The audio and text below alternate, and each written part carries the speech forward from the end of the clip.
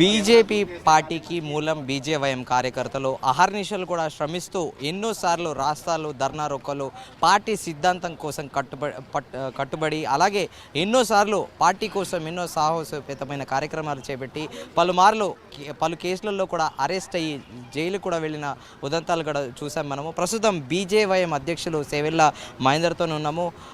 మహేందర్ గారు నమస్తే, చెప్పండి. సో ఇప్పుడు ఎన్ రామచంద్రరావు గారు రాష్ట్ర బీజేపీ అధ్యక్షుడిగా ఎన్నికయ్యారు. మీరు పలు కేసులలో ఇరుక్కుంటే మీ తరఫున కూడా వాదించారు. సో మీరు ఎలా భావిస్తున్నారు ఆయన ప్రెసిడెంట్?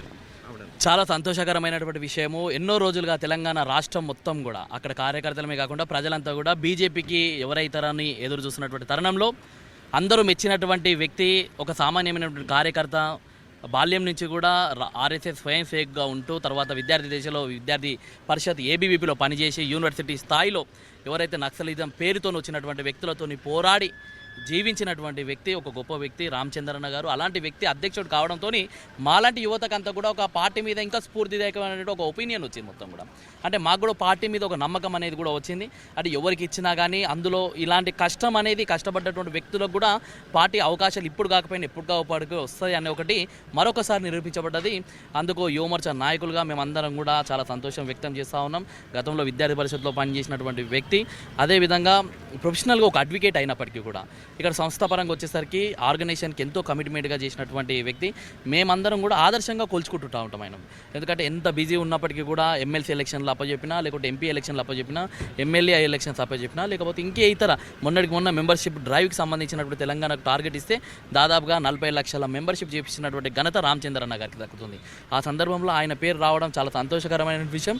మేమందరం కూడా ఇంకా రాబోయే రోజుల్లో ఇంకా ఉత్సాహంగా ముందుకు పోతూ ఉంటాం. ఎందుకంటే ఎలాంటి పదవి ఉన్నా లేకపోయినా మాలాంటి కార్యకర్తలు ఉద్యమాలు చేసి నిరుద్యోగం కోసం ఉద్యమాలు చేసిన సందర్భంలో మేము జైలుకు పోయినా, లేకపోతే పోలీసులు మమ్మల్ని అన్యాయంగా అరెస్ట్ చేసినా కానీ మొదటగా వచ్చి రెస్పాండ్ అయ్యి అక్కడ డీసీపీ వాళ్ళతో కావచ్చు, డీజీపీ వాళ్ళతో కావచ్చు, లేకుంటే కోర్టుతో కావచ్చు, లేకుంటే జైలర్తో కానీ మాట్లాడేటువంటి వ్యక్తిత్వం రామచంద్రన్న గారు. అలాంటి వ్యక్తికి అధ్యక్ష పదవి అంటే ఇక మాకు మొత్తం కూడా పవర్ ఉన్నట్టుగా మేము భావించడం జరుగుతుంది. అంతే స్థాయిలో ఆయన అండర్లో ఇంకా అత్యధికంగా ఉద్యమాలు చేసి తెలంగాణకి ఏం రాబట్టుకోవాలనో వాటిని అన్నింటిని కూడా రాబట్టుకోవడానికి మేము అందరం కూడా సిద్ధంగా ఉన్నాం. ఈ 2 దొంగ పార్టీలు ఏవైతున్నాయో ఆ 2 దొంగ పార్టీలు అన్నగారి అధ్యక్షతన ఖచ్చితంగా వాటిని కాలగర్భంలో కలపడానికి మేమంతా కూడా సిద్ధంగా ఉన్నాం.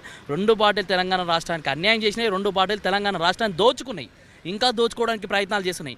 అందులో భాగంగా మా అధ్యక్ష పదవి అయితే వాళ్ళ కామెంట్లు ఏంది?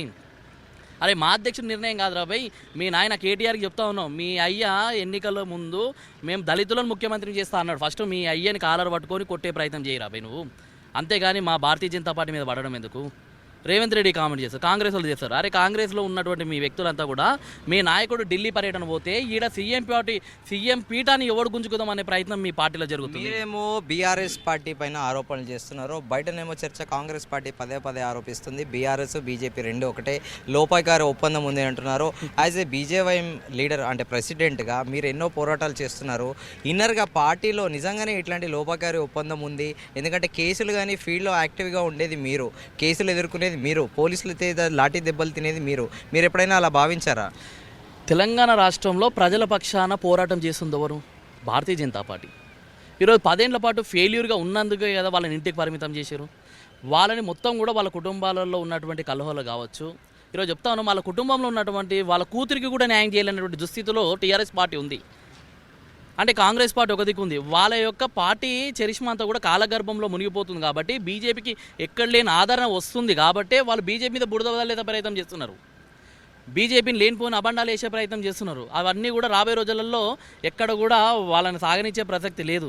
ఫస్ట్ రేవంత్ రెడ్డి గారు ఏదైతే మీకైతే ఏదైతే సోయి అయితే ఉంటుందో, మీకు ఏదైతే చిత్తశుద్ధి రాజకీయాల మీద ఉన్నట్లయితే నువ్వు ఏవైతే గ్యారెంటీలు ఇచ్చినావు వాటిని అమలు చేసే ప్రయత్నం చేయను. నీకు అంతే చిత్తశుద్ధి కనుకుంటే నీ పీఠాలని దింపి, నీ సీఎం పదవిని దింపి నీ పీఠం మీద కూర్చుదామనే ప్రయత్నం చేస్తారు కదా. ఎవడోడో మందు బాటిల్ పెట్టుకొని నీ మీద కామెంట్లు వేసుకుంటున్నారు కదా, బుడ్డాకాన్ అంటున్నారంట, ఇంకోడు అంటున్నాడంట, ఓటుకు నోటు దొంగ అంటున్నారంట, నీ పార్టీని అంటున్నారు కదా. ముందు వాళ్ళదేందో చూడు. అక్కడ నీ పార్టీలో ఉన్నటువంటి టీఆర్ఎస్లో ఉన్నటువంటి నీ బిడ్డకు కూడా న్యాయం చేయలేక నీ బిడ్డనే బయటకు వచ్చి మన ఆయన చుట్టుముట్టు దయ్యాలు చేరినాయి అనేసి అంటుంది. అంటే అక్కడ వాళ్ళ చరిత్ర మొత్తం కూడా తేటతెల్లం అయిపోయింది. వాళ్ళ పార్టీ యొక్క పుట్టగతులు లేకుండా పోతుంది. పోతూ మంచిగా ఉన్నటువంటి భారతీయ జనతా పార్టీని కూడా బద్లాం లేపిపోయే ప్రయత్నం ఆ 2 పార్టీలు చేస్తూ ఉన్నాయి. ఎక్కడ కూడా ప్రజలు నమ్మే పరిస్థితి లేదు. ఈరోజు బీజేపీ గ్రాఫ్ కనుక చూసుకున్నట్లయితే ఆ రోజు నుంచి ఈ రోజు దాకా పెరుగుతూ వస్తుంది కానీ తగ్గుతలేదు. ఈరోజు కాంగ్రెస్ పార్టీ ఇచ్చింది తెలంగాణ మేమే అన్నటువంటి కాంగ్రెస్ పార్టీ అధికారానికి 10 ఏళ్ల పాటు దూరం అయింది. అబద్ధపు హామీలు ఇచ్చి మళ్ళొకసారి అవకాశం వచ్చింది. కానీ ఇప్పుడు రాబోయే రోజులలో ఇంకోసారి కనుక ఎలక్షన్లు కనుక వస్తే ఈ తెలంగాణ రాష్ట్రాన్ని నిర్విధంగా దాదాపుగా 20 ఏళ్ల పాటు పాలించేటువంటి శక్తి భారతీయ జనతా పార్టీకి ఉంది. కాబట్టే అది నమ్మిరు, కాబట్టే వాళ్ళు బీజేపీ మీద బురద చల్లే ప్రయత్నం చూస్తున్నాం కదా.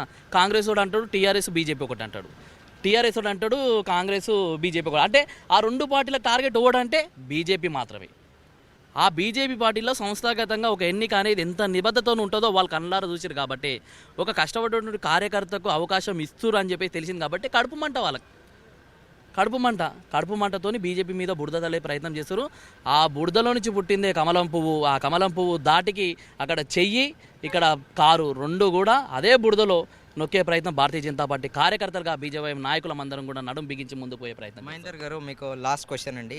సో పార్టీలో అధ్యక్ష ఎన్నిక సందర్భంగా కొన్ని కాంట్రవర్సీలు, ఎమ్మెల్యే రాజాసింగ్ రెసిగ్నేషన్ ఇచ్చారు. అలాగే కొంతమంది ఎంపీస్ కూడా ఎన్ రామచంద్రరావుకి అపోజ్గా, అంటే ఆయనను అపోజ్ చేశారని, ఆయన ప్రెసిడెంట్ కావద్దని, అంటే బీసీ నేతనే ముఖ్యమంత్రి చేస్తా అని చెప్పేసి ఇప్పుడు బీసీ కాకుండా ఒక అగ్రవర్ణానికి చెందిన ఒక బ్రాహ్మణ్కి బీజేపీ అధ్యక్ష పదవి కట్టబెట్టడము. అలాగే మీరందరూ కూడా ఆయనకి సపోర్ట్ చేస్తారా? యథావిధిగా కిషన్ రెడ్డి గారికి ఎలా ప్రస్తుత అంటే నిన్నటి వరకు ఉన్న కిషన్ రెడ్డికి ఎలా సపోర్ట్ చేశారో ప్రెసిడెంట్గా, ఇప్పుడు నెక్స్ట్ ఎన్ రామచంద్రరావు కూడా అలా 100%. ఇందులో రెండు రకాలుగా చూడొచ్చు మనం. ఇంట్లో భారతీయ జనతా పార్టీ బీసీ ముఖ్యమంత్రి అంటున్నారు. ఇప్పటికి అదే స్టాండ్ మీద మేము ఉన్నాం. ఈడ సంస్థాగతంగా భారతీయ జనతా పార్టీ తెలంగాణ రాష్ట్ర అధ్యక్షుడిగా రామచంద్రన్న గారిని ఎన్నుకోవడం జరిగింది. బీసీ ముఖ్యమంత్రికి అధ్యక్షునికి ఏం సంబంధం అండి? అంటే మా దాంట్లో మా పార్టీ గైడ్లైన్స్లో ఉన్నదా? ఎవరైతే రాష్ట్ర అధ్యక్షులు అవుతారో వాళ్ళే సీఎం అని ఇక్కడ రాసిపెట్టుందా? ఈ తలాదోగా లేనటువంటి రాజకీయ పార్టీలు ఏవైతే ఉన్నాయో వాళ్ళు చేసినటువంటి అబండాలు ఇవన్నీ కూడా. అందులో మా కార్యకర్తలు ట్రాప్లో పడొద్దని చెప్పేసి మేమంతా కూడా కోరుకుంటా ఉన్నాం. రెండో విషయం, రాజాసింగ్ గారు ఏదైతే రిజైనేషన్ చేసేది ఏదైతే ఉందో దాన్ని మేము ఏ రకంగా చూస్తున్నామంటే ఏ పార్టీలో ఉండే గొడవలు ఈరోజు మేమంతా కూడా అవును ఎవరికైతే అందరికీ ఆశ ఉంటుంది. ఈరోజు నాకు ఉండొచ్చు, నీకు ఉండొచ్చు, ఇక్కడ ఉన్నటువంటి వ్యక్తులకు అందరూ కూడా ఆశ ఉంటుంది ఏదో ఒక రకంగా. కానీ పార్టీ అందరికీ ఫుల్ఫిల్ చేయలేదు కదా. ఈరోజు మా పార్టీలో ఉన్నటువంటి వ్యక్తులకు ఈరోజు తెలంగాణ రాష్ట్రం నుంచి దాదాపుగా 2 వ్యక్తులకు మేము సెంట్రల్ మినిస్టర్ ఇచ్చినాం. 4 వ్యక్తులకు ఈరోజు సెంట్రల్లో ఉన్నటువంటి కేంద్ర పార్టీలో మేము బాధ్యత ఇచ్చుకోగలిగినాం. మేమంతా కూడా మా పార్టీ గొప్పతనం అదంతా కూడా. అరే ఈరోజు మేము ఏంటంటే మీరు బీసీల గురించి మాట్లాడుతురవచ్చు, ఇంకోటి గురించి మాట్లాడుతురవచ్చు, కానీ మాకు అవకాశం వచ్చినప్పుడు 3 సార్లు అవకాశం వచ్చినప్పుడు ట్రైబల్ని, దళితులని, మేము ముస్లింని రాష్ట్రపతి చేసిన చరిత్ర మాది కాదా? ఒక బీసీని ప్రధానమంత్రి చేయలేదా? మేమంతా కూడా వర్గీకరణ విషయాలలో మేము సహకరించలేదా? అరే మాకు చిత్తశుద్ధి ఉంది. యథావిధిగా ప్రెసిడెంట్ ఎవరైనా బీజేవైఎం నాయకుడిగా మీ పాత్ర అదే స్టాండ్, అలాగే సిద్ధాంతాన్ని కట్టుబడి ఉంటారు.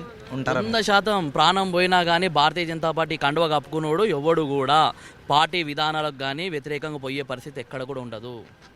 మేము చాలా సందర్భాలలో చెప్తాం, మా పార్టీ నిర్ణయించి ఎవరికైతే అధికారం ఇచ్చినా కానీ, ఎవరికైతే టికెట్లు కేటాయించినా కానీ మనసా వాచాగా మేము ఖచ్చితంగా వాళ్ళకు అన్ని రకాలుగా మేము పని చేసే ప్రయత్నం భారతీయ జనతా కార్యకర్తలుగా మేము చేస్తాం. మాకు వచ్చింది ఇప్పటి నుంచి కాదు, మేమంతా ఆర్ఎస్ఎస్ నుంచి వచ్చిన వాళ్ళం, మేమంతా విద్యార్థి పరిషత్ ఏబీపీ నుంచి వచ్చిన వాళ్ళం. మేము కట్టుబడి ఉండేదంతా కూడా పార్టీ సిద్ధాంతాల కోసం. ఎక్కడ పని చేస్తే ఆ పని చేస్తున్నటువంటి సంస్థకు, ఆ యొక్క సిద్ధాంతాలకు కట్టుబడి బానిసలుగా పనిచేసేటువంటి వ్యక్తులుగా మేమంతా కూడా ఉన్నాం. 100% మొన్నటికి మొన్న కిషన్ రెడ్డి అన్న గారు అధ్యక్షులు ఉన్నప్పుడు ఏ విధంగా పనిచేసిరో, సంజయ్ అన్న గారు ఉన్నప్పుడు ఏ విధంగా పనిచేసిరో అదే స్థాయిలో, అంతకు మించినటువంటి స్థాయిలో రామచంద్రన్న గారి నాయకత్వంలో 100% పని చేస్తాం. ఈ 2 పార్టీలను భూస్థాపితం చేస్తాం. వచ్చే ఎన్నికలలో అధికారంలోకి భారతీయ జనతా పార్టీని తీసుకొని వచ్చి ఇక్కడ మా యొక్క సత్తానేదో మేము నిరూపించుకొని చూపిస్తాం. థ్యాంక్ యూ మహేందర్ గారు, థ్యాంక్ యూ సో మచ్.